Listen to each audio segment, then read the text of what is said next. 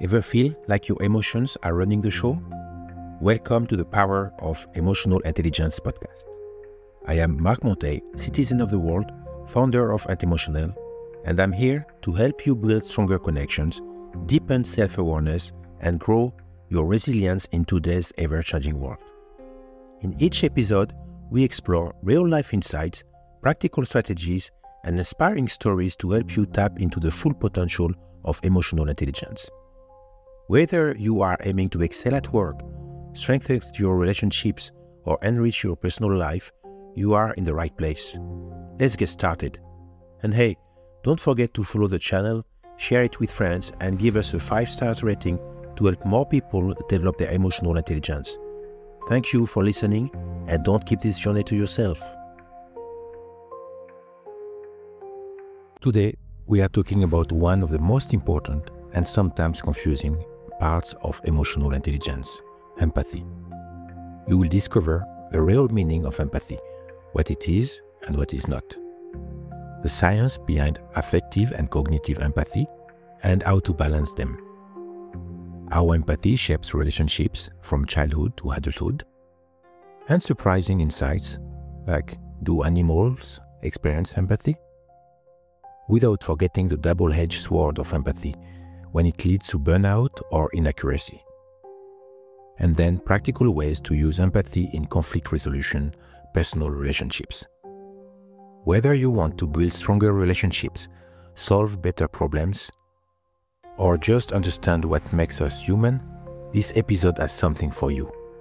Let's discover the incredible potential of empathy together. Thank you for listening. Welcome to our deep dive, everybody. Today we're tackling empathy. Ooh, empathy. We're going to figure out what it is, how it works, why it matters. Oh, yeah. And to help us along the way, we're going to be using excerpts from the Wikipedia article on empathy. Sounds good. So no, super dense academic papers this time. Yeah, I'm glad for that. But, still a lot to unpack. So Yeah, get ready. I'm ready. So, right off the bat, when I started reading about empathy, one thing that stood out to me was that there's no single universally agreed upon definition. Yeah, that's actually pretty common in psychology, Totally. Especially when you're dealing with concepts that are kind of like everyday experiences, but we're trying to get really precise about them. So it's like we all kind of know what empathy is, on a gut level, but pinning it down scientifically, that's where things get messy. Exactly. Researchers might disagree on the specifics, like what processes are involved or how it's distinct from other related concepts. But despite all that, the debate and lack of one perfect definition, Sure. there do seem to be some common threads, right? Absolutely. I think most people would agree that empathy involves, at least to some extent, understanding another person's perspective, understanding their feelings, and then having some kind of appropriate response to that. So it's not just about, feeling sorry for someone. It's about connecting with them on a deeper level. Yeah, it's more about shared feeling, right? And trying to see the world through their eyes. Mm-hmm. And that actually takes us back to the origin of the word itself. Oh. Empathy comes from the Greek word empathia. Fancy. I know, right?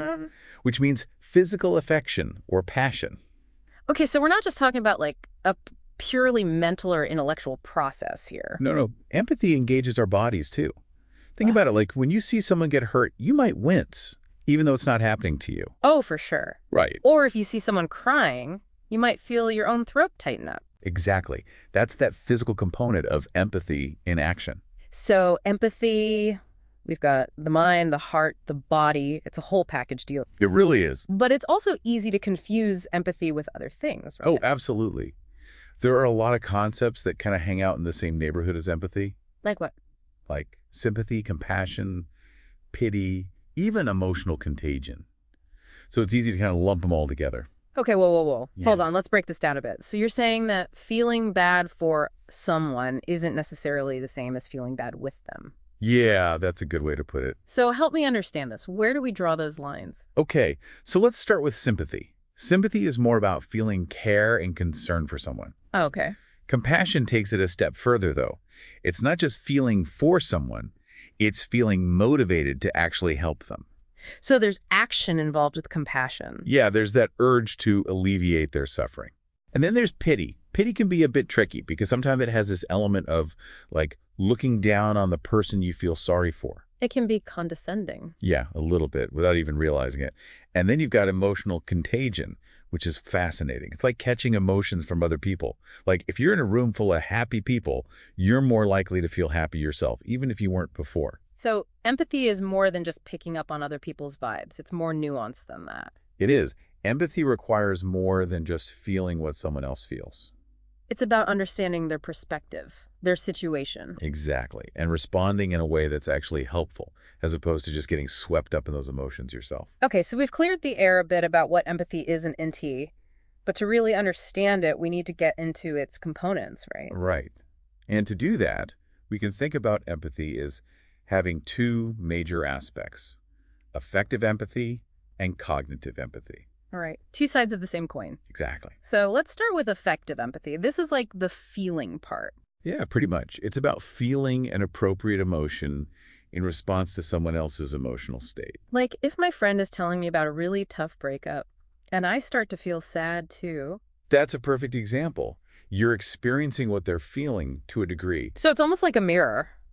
In a way, yes. So we're not just mindless emotional copycats. Right. There's more to it than just mirroring, and that's where the appropriate response part comes in. So it's not just about feeling the same emotion, it's about responding in a way that's actually helpful and supportive. Exactly. And even within effective empathy, there are some different facets. Oh, like what? Well, you've got empathic concern. That's that warm, fuzzy feeling of wanting to care for someone who's suffering. Like you see a homeless person on the street and you feel this urge to help them. Yeah, okay, I get that. Then there's personal distress.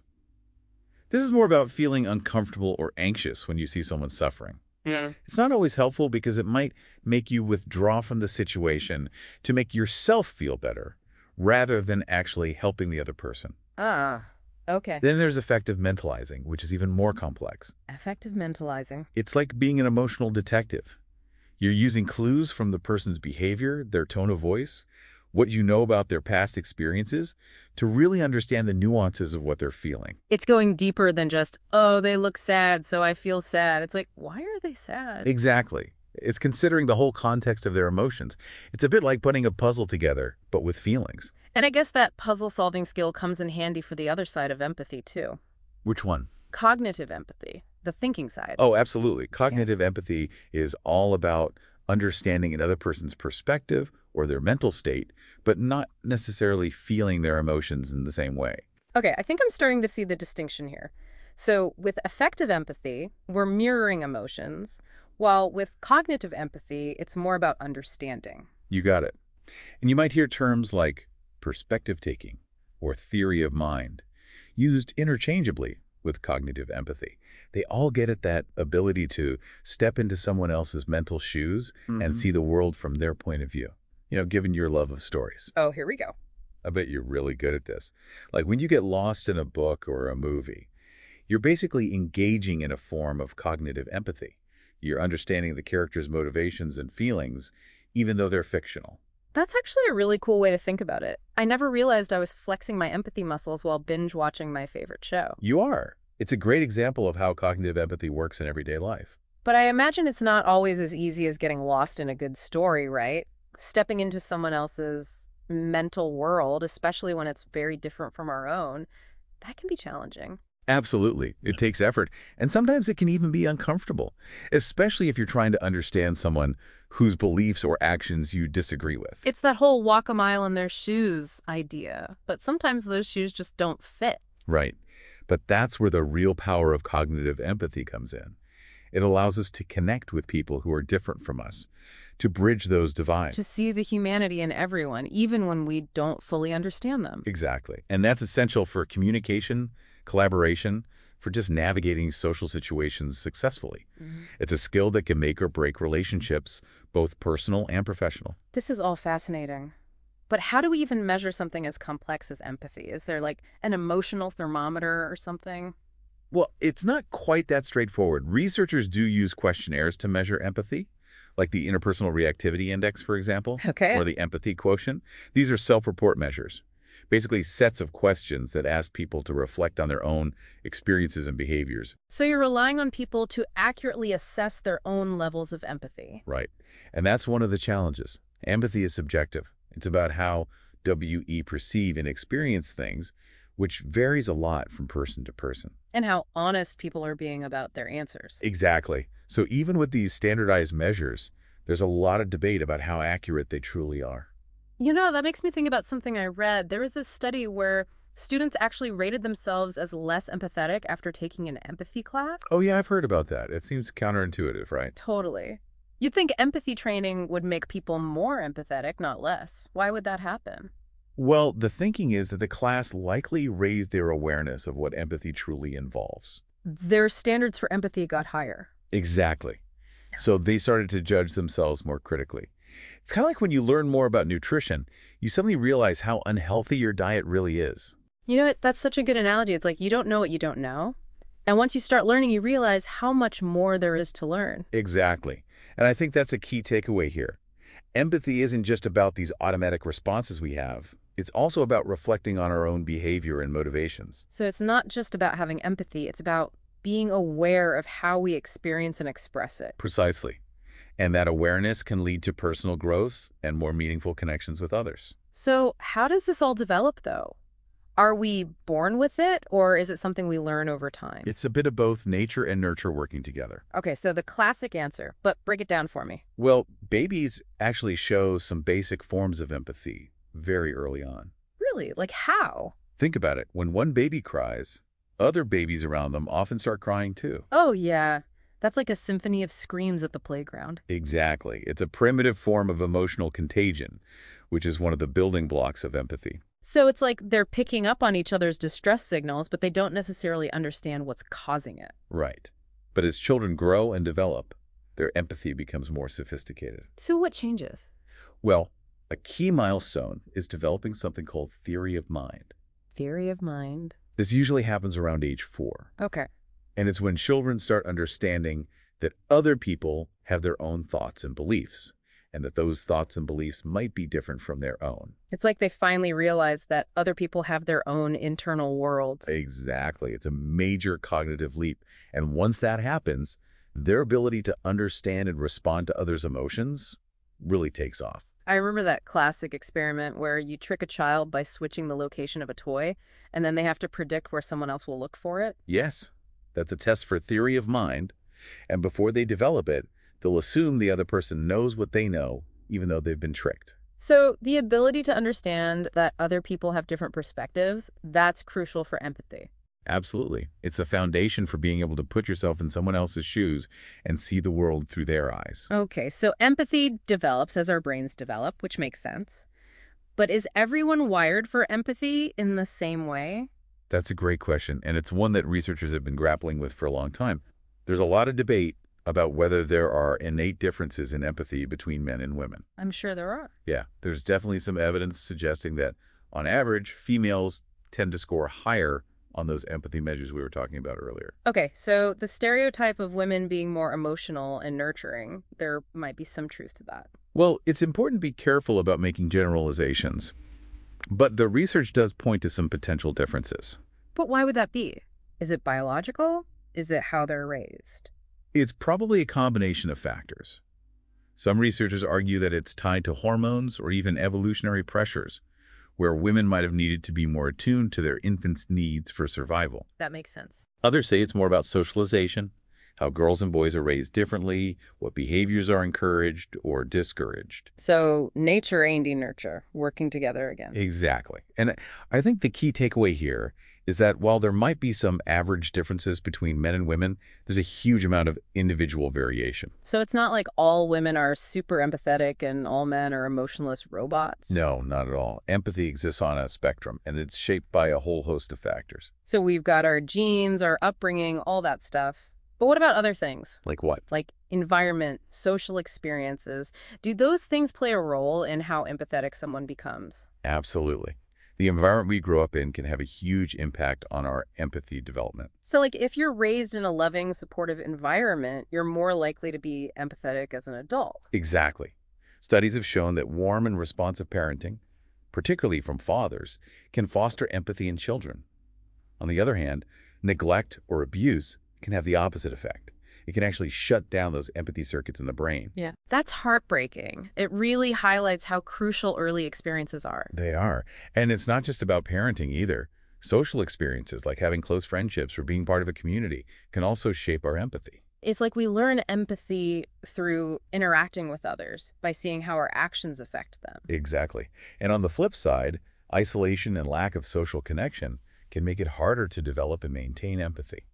So we've talked about how our upbringing and social environment shape our empathy. But what about other factors? Like, can something like a brain injury affect someone's empathy? Oh, yeah, definitely.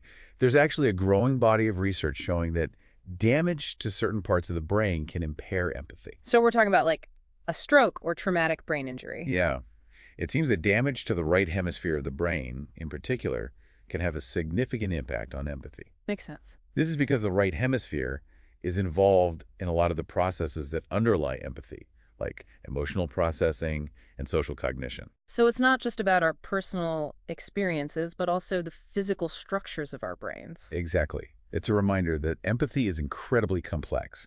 It involves an intricate interplay between biology, experience, and social influences. Okay, so we've been talking a lot about how empathy develops in humans, but is it unique to our species? Do any other animals exhibit empathy-like behavior? That's one of my favorite questions, and the answer is yes. Get out. Really? Yeah. Like what kind of animals? Well, researchers have observed empathy-like behavior in a variety of animals, but it's especially prominent in primates. Okay, I can see that. Primates, like us, are highly social creatures. They live in complex groups.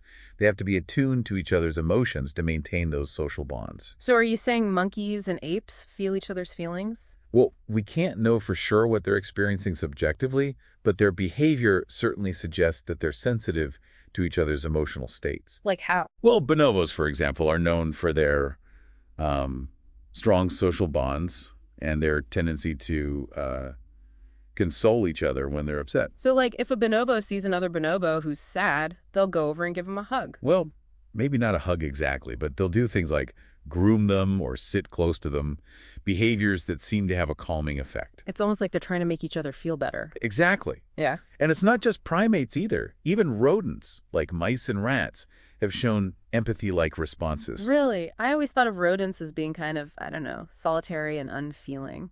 That's a common misconception. Okay. Rodents are actually quite social. They live in groups, and they rely on each other for survival.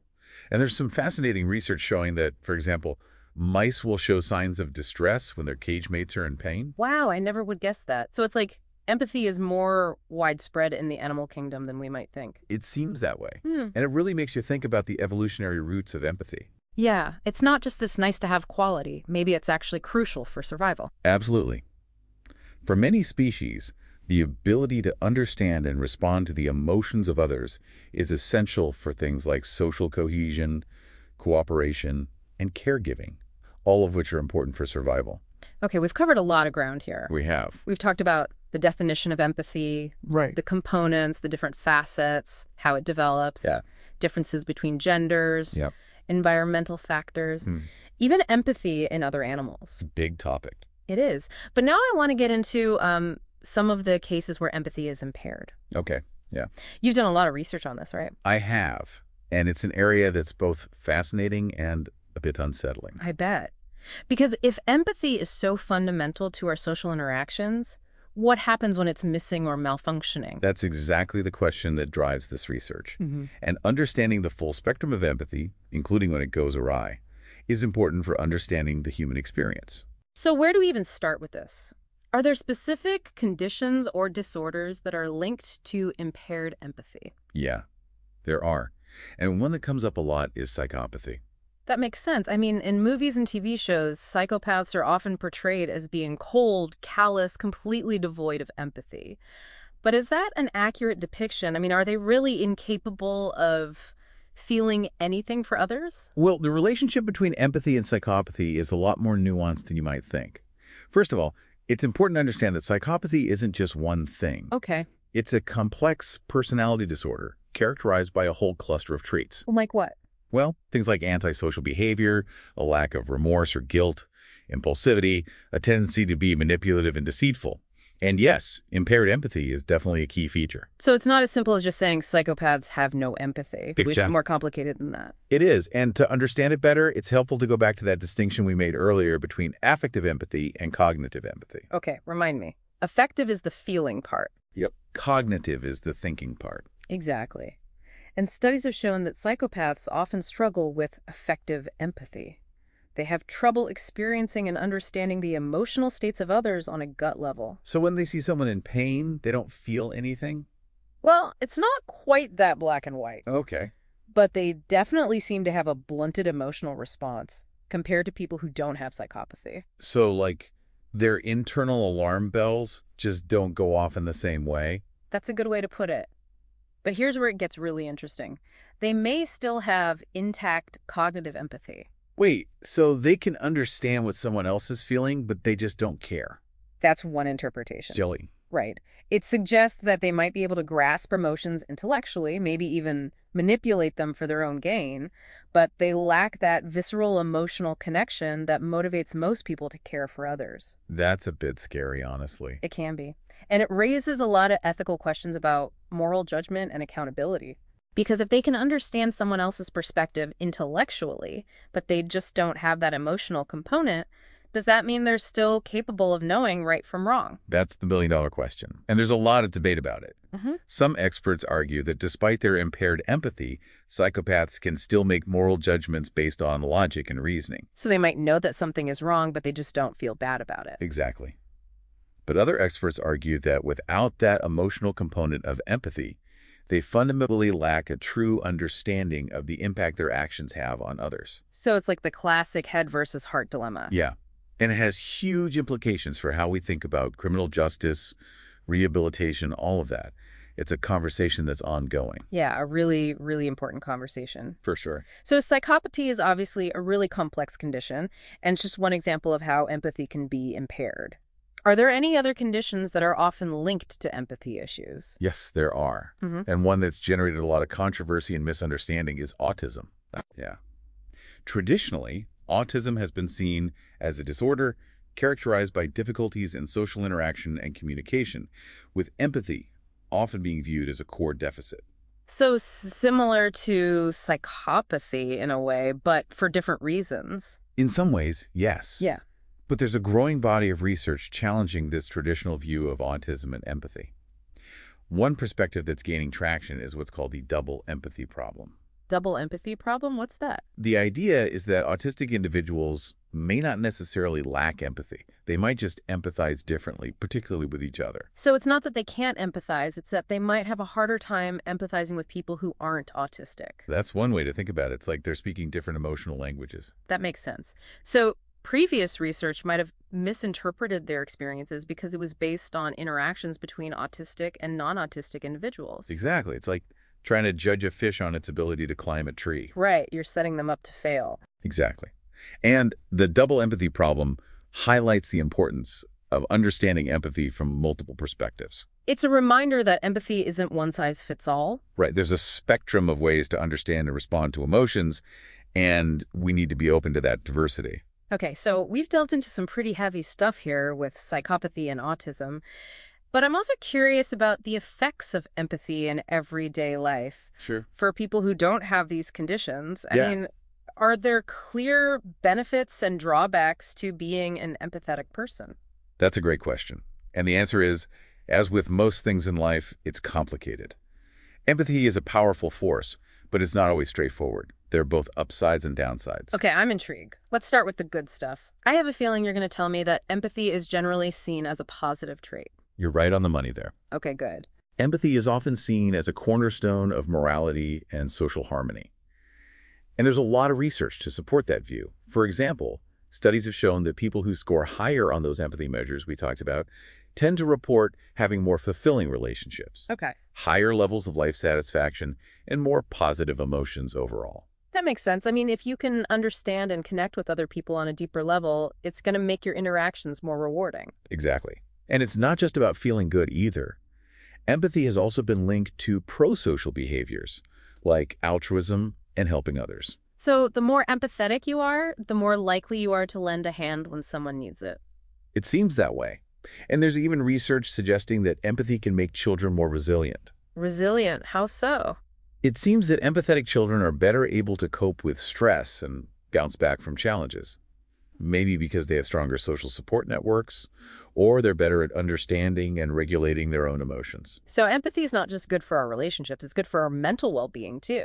It really does seem to be a kind of psychological superpower. Okay, so far so good. But you did mention that there could be downsides to empathy too. I'm having trouble wrapping my head around that.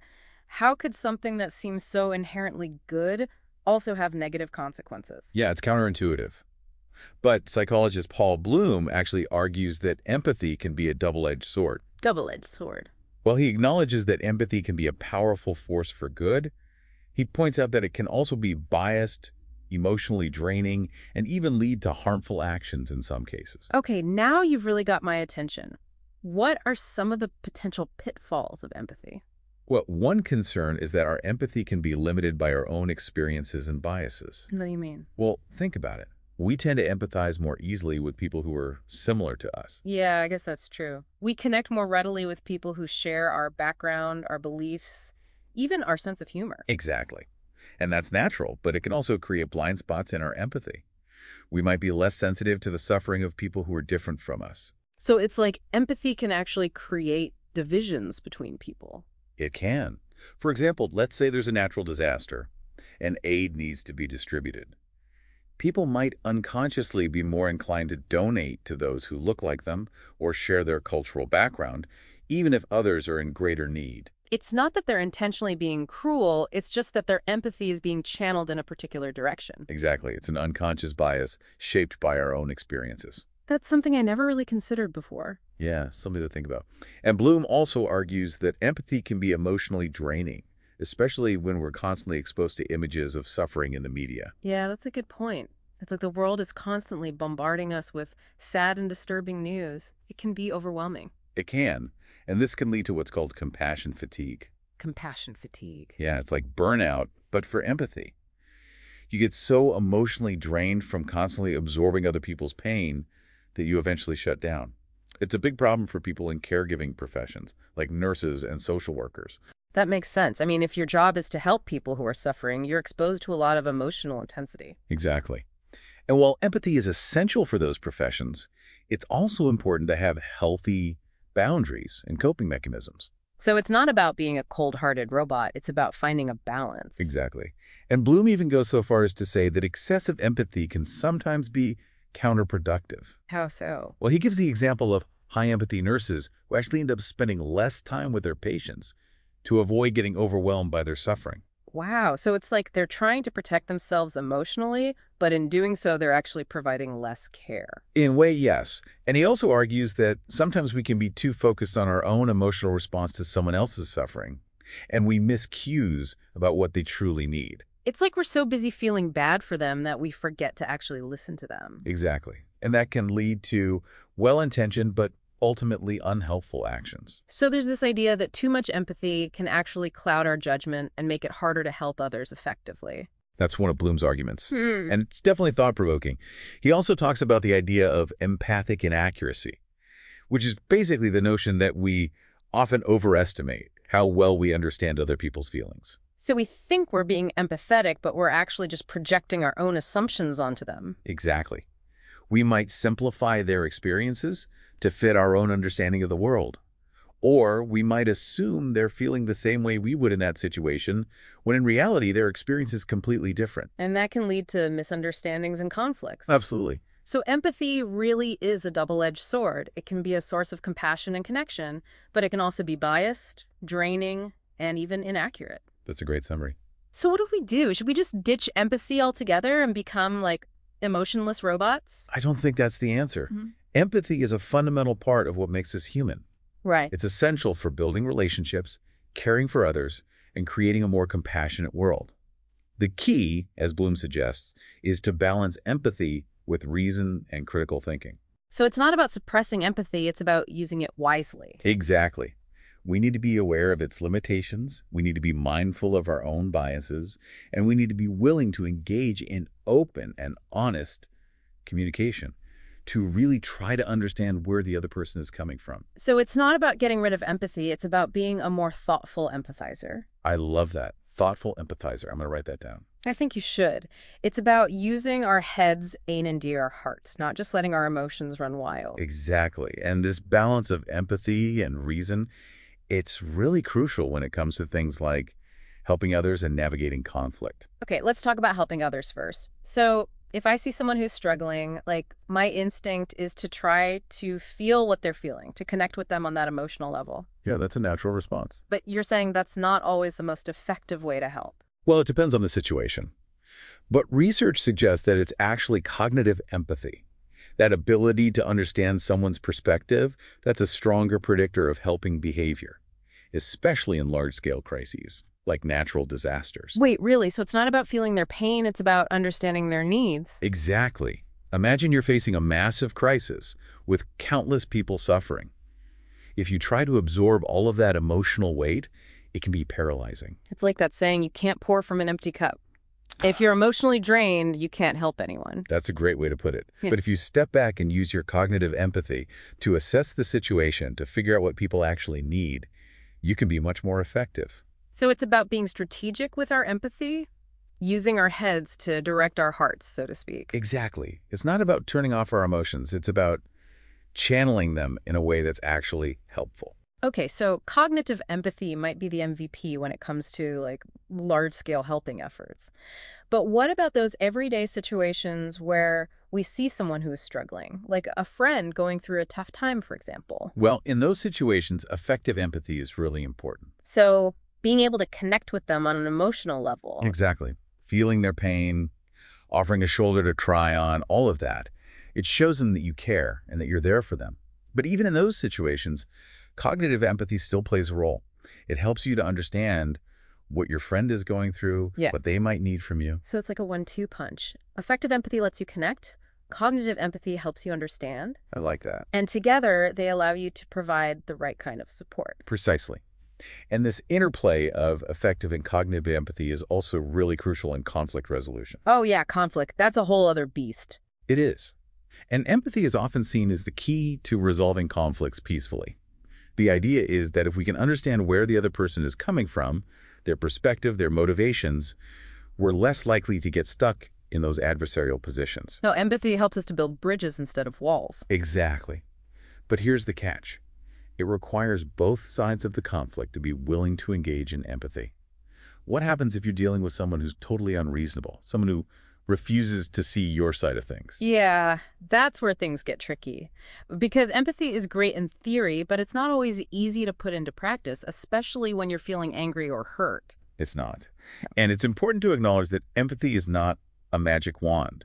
It doesn't automatically make conflicts disappear, but it can be a powerful tool for de-escalating tensions and finding common ground. So what do you do if you're trying to resolve a conflict with someone who's not exactly being empathetic themselves? Well, first of all, it's important to remember that you can't control other people's behavior. You can only control your own. Okay, so focus on what I can do, not what they're not doing. Exactly. And sometimes the best thing you can do is to model empathetic behavior yourself, even if the other person isn't reciprocating. It might not change their mind immediately, but it can shift the dynamic of the interaction. So leading by example. Exactly. Yeah. And even if they don't come around right away, you're still maintaining your own integrity and setting a positive tone. And remember, empathy isn't just about feeling for the other person. It's also about understanding your own emotional responses and how they might be affecting you in the conflict. So self-awareness is key, as always. Knowing your own triggers, your own tendencies, so you don't get swept up in the emotional storm. Precisely. It's about staying grounded and centered, even when the other person is trying to pull you off balance. And sometimes the most empathetic thing you can do is to set boundaries and walk away from a conflict that's not productive. Self-preservation is important too. Okay, so we've talked about how empathy plays out in helping others and in conflict resolution.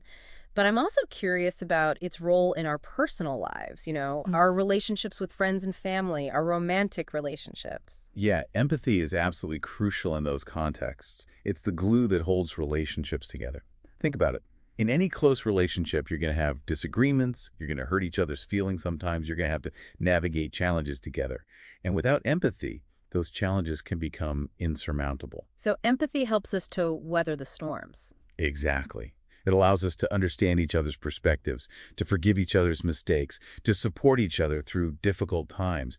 And it's not just about resolving conflicts, it's also about deepening our connection, about feeling seen and understood by the other person. Yeah, that feeling of being seen and understood, it's so important. It makes us feel safe and loved. It does. And empathy is the foundation for that kind of intimacy. And it's not just about big dramatic moments either.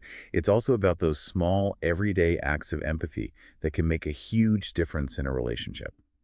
Like noticing when your partner is stressed and offering to make dinner, or remembering their favorite candy and bringing it home as a surprise, or just listening patiently when they need to vent about their day. Those little things can really go a long way. Yeah, it's about being attuned to the other person's needs, even when they're not explicitly expressed. Exactly. It's about paying attention, being present, and responding with care. Okay, we've covered a lot of ground in this deep dive into empathy. We've talked about the definition, the different components, the development, the differences between individuals, the effects it has on our lives, the potential downsides, its role in helping others, in resolving conflict, in our personal relationships. I feel like I've learned so much, but I also feel like we've just scratched the surface. Empathy is clearly a vast and complex topic. It really is. And there's always more to learn. Well, on that note, I want to leave our listeners with a final thought-provoking question to ponder. If empathy can be both a force for good and potentially lead to bias or even harmful actions, how can we each cultivate and utilize empathy in a way that benefits both ourselves and the world around us? It's something to think about as you continue to explore this fascinating, complex human capacity. That's a great question, and I encourage everyone listening to grapple with it. Because ultimately, the way we choose to engage with empathy is going to shape the kind of world we create. A world that's more compassionate, more understanding, more connected. Or a world that's divided, distrustful, and ultimately less humane. Well said. Thanks for joining us on this deep dive into empathy. We'll see you next time.